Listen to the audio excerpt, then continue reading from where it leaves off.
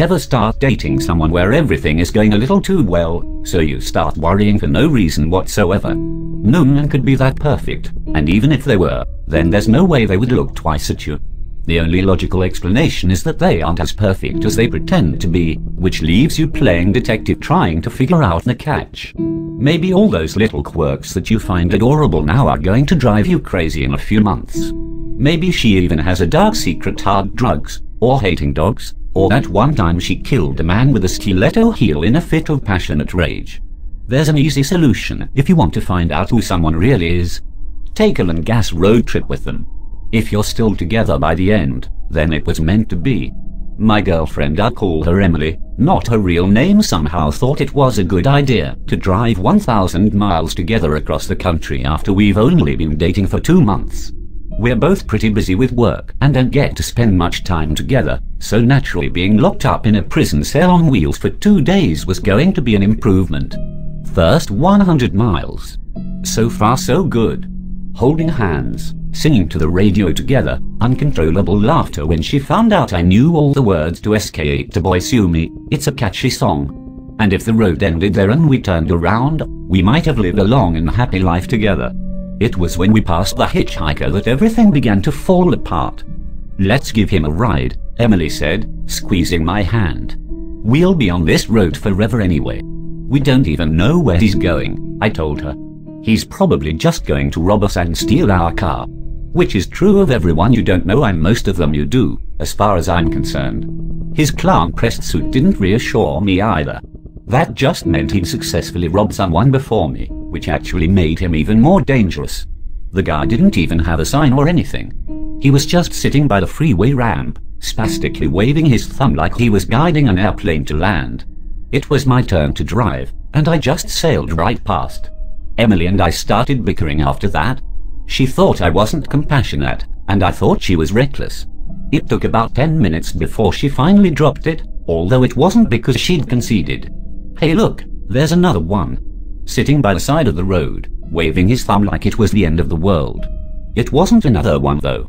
It was the same guy, I'm sure of it. Only this time he looked like he'd been out here for a few days. His suit was streaked with dirt and his hair was greasy. There was a desperate strain in his face, like a proud man trying to conceal his embarrassment. It wasn't just my imagination either. Emily recognized him too. How do you think he got here so fast? She wondered. I don't know, and I don't care, I said. This trip is supposed to be about us, so let's not get distracted. My car blew past him and I stayed the course. We started arguing again, and even when we agreed to drop it, the argument just slithered into new topics. She hated my music, I hated how judgmental she was. I was controlling, she was picking fights over nothing. It kept getting worse until we saw something that shut both of us up real fast. The hitchhiker again. Another 20 miles down the road from where we'd seen him last. The bottom part of his shirt and jacket were ripped to shreds, and blood was soaking through a concealed stomach wound. He was stumbling along the side of the road, weaving erratically, wandering straight onto the highway at times before pitching off to the side. Emily could not believe that I didn't stop. I couldn't believe she still wanted me to. I was starting to feel really uneasy by this point, and the stress of our arguing was only making it worse. She kept yelling about he was hurt and needed help. She refused to even acknowledge how weird it was that he kept getting ahead of us. She almost caused an accident by grabbing my wheel when I refused to turn around. We drove for the next 50 miles in silence. I turned the radio back on, but she snapped it back off immediately. It wasn't until I pulled off the gas when we saw him again. Face down on the side of the road. Shirt and jacket gone.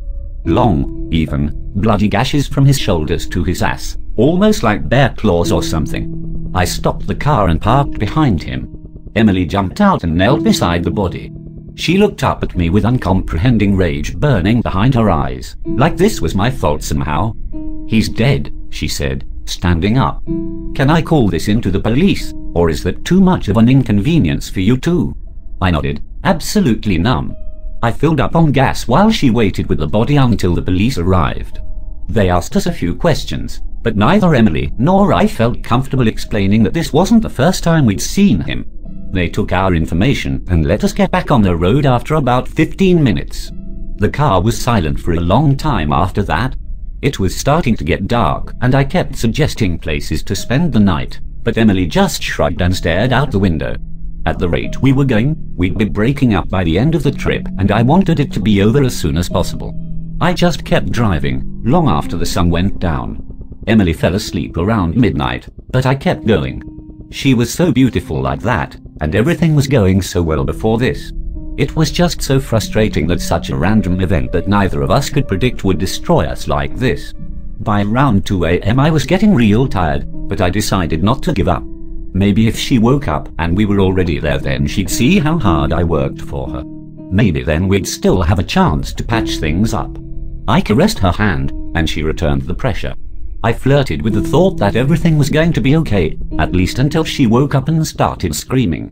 There wasn't any safe shoulder to get off the highway, so I had no choice but to keep going. She shut up quick enough, but it was still about 10 seconds of hysterical breathing before she could explain what was going on. Behind you. In the back seat. I glanced back. Then back at the road. Then back again. The hitchhiker was in the back seat. Naked, filthy, covered with black blood and old wounds. His elbows rested on his knees as he leaned toward us, evidently still alive as he cocked his head to regard me curiously. Get off the road. Emily started screaming again. I can't. Get him out. Did you go back? What's he doing here? I don't know. Open the door or something. I slowed down gradually and put my flashers on to warn the car behind me. The hitchhiker reached around behind Emily and grabbed her by the throat. I slammed my fist into his arm and felt something give way under the soft, rotting skin. When I lifted my hand, I could see a black bone from his forearm protruding straight through the skin. He didn't seem bothered in the least. She was crying as the dirty fingers dug into her throat, pushing through the skin like it was made out of dough. She was thrashing so hard that one of her flailing fists smashed straight through the window. I managed to safely stop the car, but there was nothing I could do to break the indomitable grip around her neck. I jumped out of the car and ran around to the back seat with the hitchhiker. Maybe if I had a clearer shot at him I could drag him out. I flung open the door and lunged inside, falling face first into an empty seat. I thought he'd already escaped somehow and ripped open the passenger side door. Emily was gone too. If it wasn't for the blood and the broken window, I would have thought I'd gone completely insane. I spent the next hour searching the surrounding area with my flashlight. They were both gone without a trace. I considered calling the police, but I realized that if I wasn't already a suspect after the first body was found, then I'd definitely be one now that I was soaked in blood and my girlfriend was the one to disappear. All I could do was get back on the road. Drive home and never tell another soul what happened. That was my plan. It wasn't good, but it's all I had. And I would have done it too, if I hadn't just passed Emily standing by the side of the road. Clean, healthy, waving her thumb enthusiastically in the air. That was a few miles back, but I stopped to write this because I don't know what to do from here. If I see her again, do I pick her up? Or just keep driving and hope for the best?